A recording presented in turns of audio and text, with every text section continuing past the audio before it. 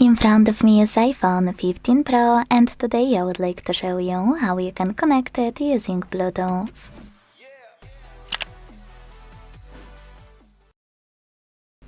Begin by opening Settings and tapping on Bluetooth right away.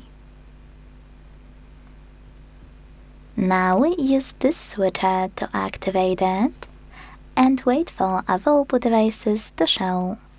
When they do, click on the one you wanna connect to. Wait for the pop-up. Select Pair and wait for the other device to accept your connection request. If you are trying to connect to another smartphone or to a tablet, you need to accept it manually on the second device. As you can see, after a few seconds, my devices were successfully connected. To manage this connection, click on this icon next to one of your paired devices and tap on Disconnect.